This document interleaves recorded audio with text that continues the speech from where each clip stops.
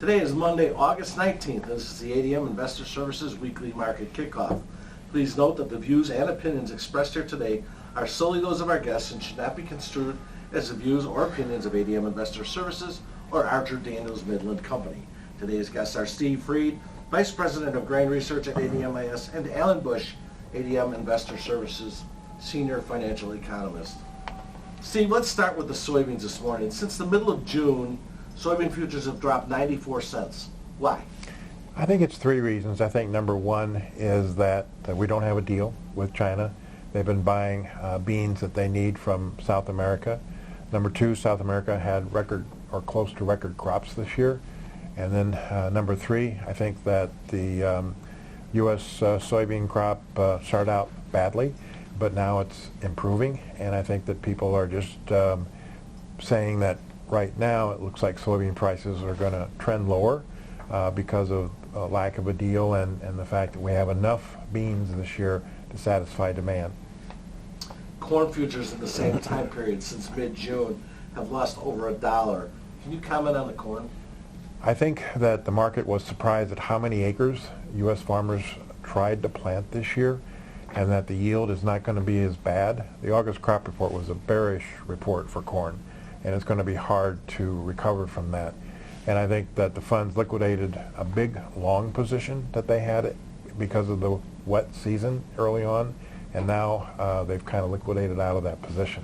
The concern is that we're going lower in corn because the farmer has a lot of corn from last year to sell, and we just don't have a extreme weather issue right now to move prices higher. What about wheat, Steve? This market has also lost a lot of value since mid-June. Wheat's a follower. The U.S. crop was okay. Globally, demand is picking up, but it's being satisfied out of the Black Sea and Europe with big crops there. And so wheat has to follow corn as a feed grain this year. And so right now, there's not a lot of demand for U.S. Wheat, even though our prices are competitive. And I think wheat just follows corn. Anything in the weather that we should be concerned with right now? What's the outlook?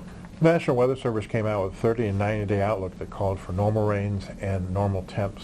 And so we don't see any heat that could cause any problem. And we don't see an early frost, at least from their viewpoint, that would cause an early problem. So if we have 90 days of that kind of weather, the crop's going to mature on time, it'll be harvested on time without any problem. China. What's the latest on the U.S. and China trade talks? I think yesterday the Washington administration spent a lot of time doing two things. Number one, suggesting that there could be a deal if the Chinese want one, but also talked about how there's no recession, and so they were trying to build up the market. But the problem is that the perception is the Chinese don't want a deal. They want to wait until after the election, and so they can go without buying U.S. ag goods until the election. Alan, China said it's planning to roll out additional stimulus in an attempt to address an economic slowdown, and Germany may initiate a $55 billion new fiscal stimulus package. Right. Will this be enough to reverse the slowing economy?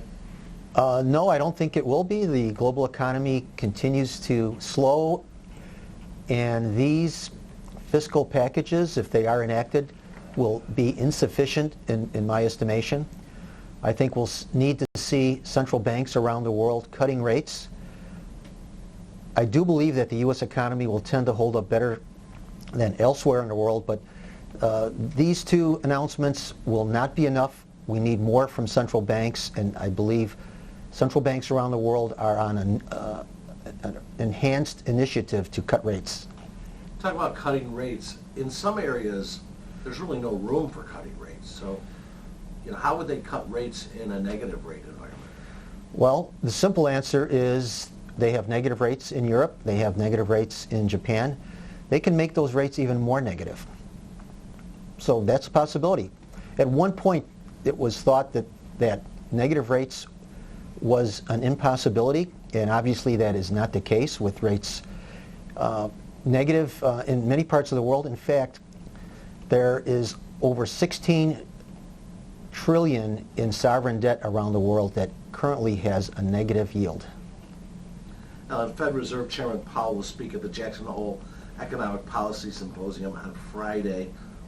What is his message likely to be? I think he's going to pave the way for easier credit from the Fed. Right now there's virtually a 100% probability that the Fed will cut rates at the September meeting and about an 80% probability of another rate cut at the October meeting. So I think his message will be easier credit is coming from the Fed. Finally, Alan, gold futures are currently building a diamond congestion pattern. Which way will prices break out of this pattern?